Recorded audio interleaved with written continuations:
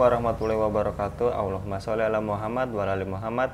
Pemirsa Khilafah News yang dirahmati Allah, alhamdulillah kita berjumpa kembali dengan program kita yakni Kabar Petang. Kita akan membahas tema-tema terkini dengan narasumber yang terpercaya tentunya dari sudut pandang Islam. Inilah Kabar Petang selengkapnya.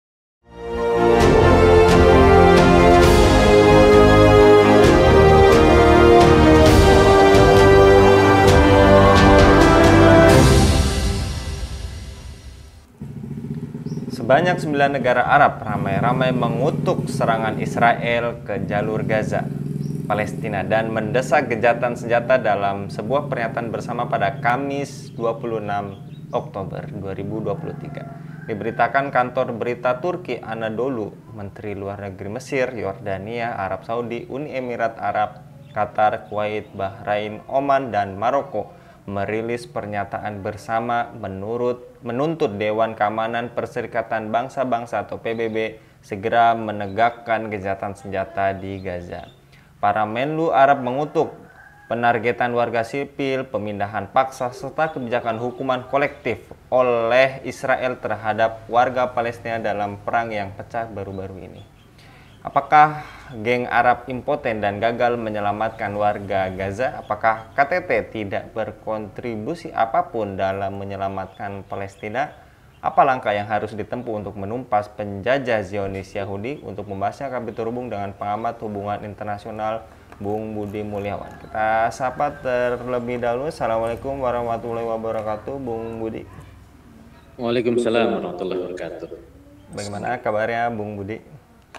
Alhamdulillah sehat. Alhamdulillah baik, Bung Budi. Kita lagi-lagi Gaza menjadi lautan api sementara para pemimpin Arab sudah melakukan KTT di Kairo pada Sabtu 21 Oktober 2023. Apakah pertemuan tersebut berakhir tanpa solusi untuk selamatkan Gaza, dan apakah kekuatan mereka cuma sebatas mengutuk pengeboman penjajah Yahudi terhadap Gaza, Bung Budi? Ya, itu yang kita prihatin ya, bahwa negara-negara Arab yang ada di sekeliling Palestina itu tidak bisa melakukan tindakan yang konkret untuk bisa membantu saudara muslim kita di Gaza, Palestina. Mereka hanya bisa melakukan pertemuan, mengutuk ya, dan juga berusaha untuk mencoba melakukan lobby-lobby politik dan sekedar untuk memberikan bantuan kemanusiaan belaka gitu. Tidak kemudian mengarah kepada solusi yang konkret, yang hakiki, yang memang bisa menyelesaikan problematika Palestina yang selama ini sudah terjadi. Itu Mas Anggi.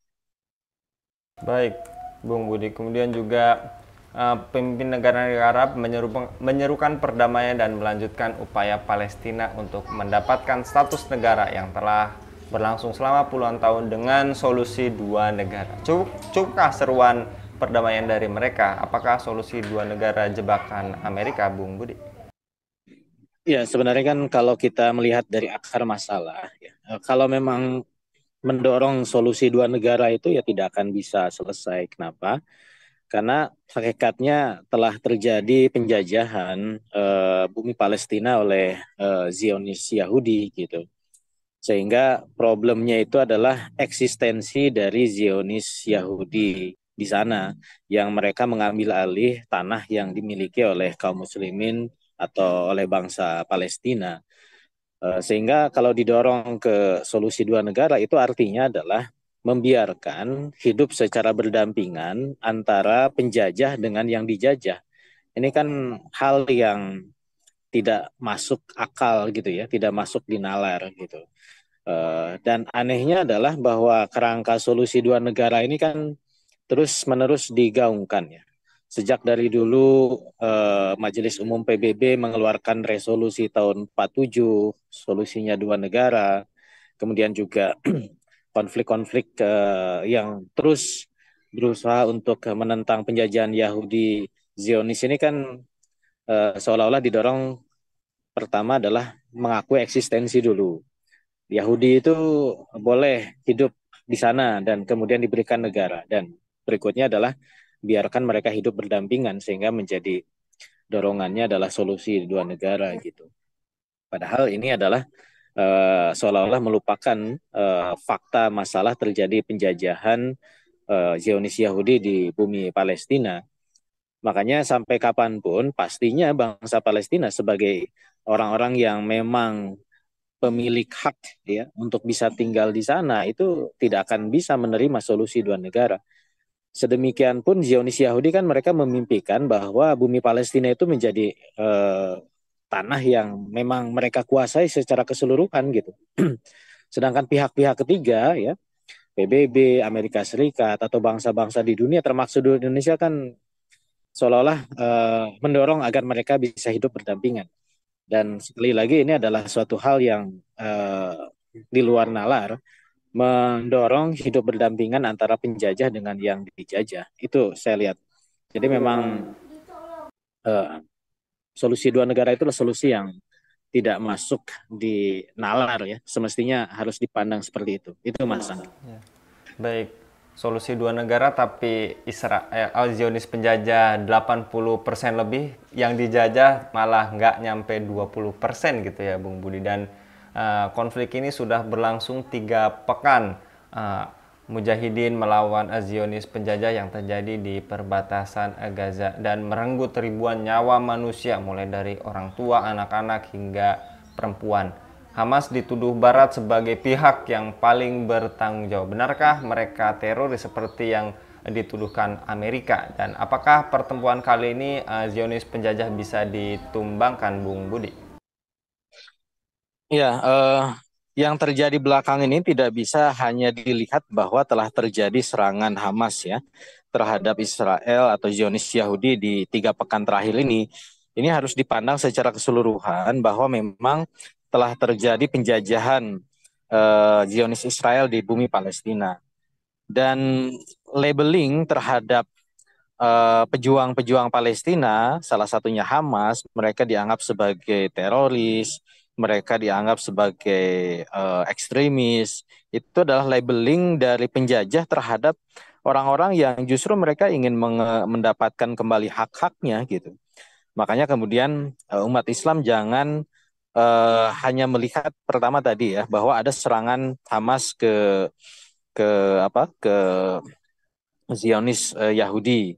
Serangan itu adalah satu paket atau satu kerangka dalam upaya untuk mengusir penjajah Zionis Yahudi dari Palestina. Kemudian yang kedua adalah bahwa labeling teroris dan seterusnya itu adalah labeling yang selalu dilekatkan oleh para penjajah terhadap para pejuang-pejuang yang ingin kemudian mengambil hak-hak mereka gitu. Sama halnya dulu seperti di Indonesia misalkan, ketika kita melawan penjajahan Belanda kan kolonial Belanda itu melakukan labeling terhadap para pejuang gitu. Nah ini juga harus dipandang hal yang sama terhadap apa yang dilakukan oleh Hamas terhadap Zionis Yahudi di sana. Itu Mas Anggi. Baik, terakhir Bung Budi, apakah Gaza sedang ditinggalkan sendirian oleh para penguasa Muslim negeri dimanapun berada? Lalu dengan cara apa lagi untuk merenggut kembali seluruh tanah kaum Muslim dan menumpas penjajah, Bung Budi? Iya, faktanya saat ini saudara-saudara kita di Gaza ya itu berjuang sendirian ya. Eh, negeri-negeri Muslim yang ada di sekitarnya, penguasa-penguasa Muslim yang ada di sekitarnya, mereka abai dan seolah-olah tidak peduli terhadap apa yang kemudian dilakukan oleh bangsa Palestina untuk mendapatkan hak-haknya. Dan ini adalah buah dari terpisahnya sekat-sekat umat Islam ya, yang semestinya mereka satu tubuh, satu sakit kemudian merasakan yang sakit dengan faham nation state ya, negara-negara Islam dipecah belah, mereka akhirnya kemudian terkungkung dengan kepentingan nasional masing-masing. Mereka seolah-olah menganggap bahwa apa yang terjadi di Gaza, Palestina adalah bukan urusan negaranya, maka kemudian inilah yang menjadikan sikap abai dari penguasa-penguasa Muslim, termasuk juga dari kaum muslimin yang lain gitu, yang kemudian menganggap bahwa bangsa Palestina itu adalah bukan bagian dari satu tubuh sebagai sesama muslim. Maka ada dua hal yang menurut saya penting untuk kemudian kita ambil pelajaran dari apa yang terjadi di Palestina saat ini. Pertama adalah mengokohkan kembali ikatan kita sebagai umat Islam sebagai ikatan yang satu tubuh ya, ikatan akidah Islam. Umat Islam dimanapun berada dia adalah satu ikatan dan diikat oleh akidah Islam. Maka ketika ada saudara kita yang kemudian mendapatkan kekejaman, kezoliman, bahkan penjajahan sebagaimana yang dialami oleh saudara muslim kita di Palestina, maka sudah semestinya kita memberikan bantuan, bukan sekedar bantuan kemanusiaan, meringankan hal-hal yang sifatnya penderitaan sementara, tetapi bantuan yang sifatnya konkret, bagaimana mengusir penjajah itu agar kemudian bangsa Palestina bisa mendapatkan kembali haknya, kemerdekaannya. Itu yang pertama. Kemudian yang kedua, memang persoalan Palestina ini adalah buah dari perubahan konstelasi internasional ya. Ketika sudah tidak ada lagi negara Islam yang kemudian bisa menjadi perisai pembela terhadap nasib umat Islam, maka inilah yang kemudian terjadi ya. Nasib umat Islam dimanapun akhirnya kemudian mengalami keterpurukan, mengalami penindasan, termasuk juga mengalami penjajahan sebagaimana apa yang dialami oleh saudara Muslim kita di Palestina. Maka memang disinilah umat Islam butuh negara yang punya pengaruh dalam konstelasi internasional. Sebagaimana dulu kehilafahan Turki Utsmani ketika masih ada, mereka lah penjaga bumi Palestina. Dirayu bagaimanapun oleh kaum Zionis untuk kemudian menjual tanah Palestina kepada mereka, maka Khalifah sebagai pemimpin umat Islam kemudian menyatakan bahwa itu adalah milik umat Islam, tidak boleh kemudian diserahkan sejengkal pun kepada siapapun ya, termasuk Zionis.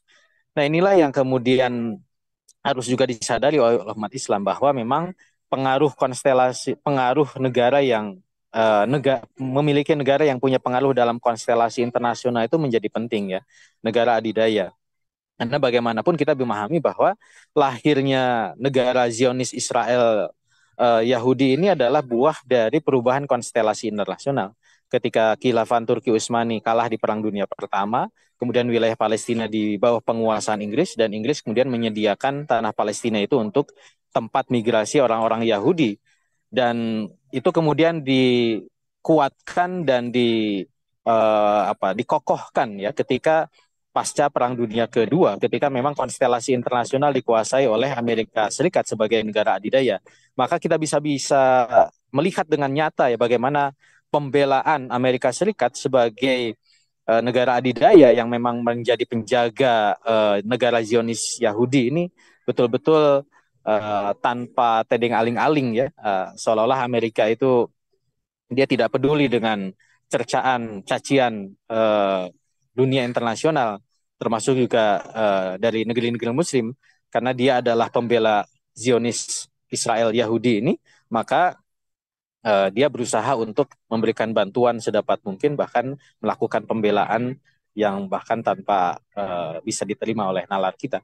Jadi sekali lagi bahwa poin yang kedua adalah problem Palestina adalah problem perubahan konstelasi internasional. Umat Islam butuh negara Islam yang punya pengaruh di level dunia internasional. Dan itu memang harus diupayakan dan diwujudkan oleh umat Islam saat ini. Itu menurut saya, Mas Anggi. Baik, jazakallah Bung Budi untuk kesempatannya kali ini. Mudah-mudahan Bung Budi senantiasa dilindungi oleh Allah SWT dalam setiap aktivitasnya. Amin. Jazakallah, pemirsa Khilafah News yang dirahmati Allah, jangan lupa untuk subscribe, like, dan share sebanyak-banyaknya. Semoga menjadi amal kebaikan bagi kita semua di dunia dan di akhirat nanti. Saya Anggi Suharnadi undur diri. Assalamualaikum warahmatullahi wabarakatuh.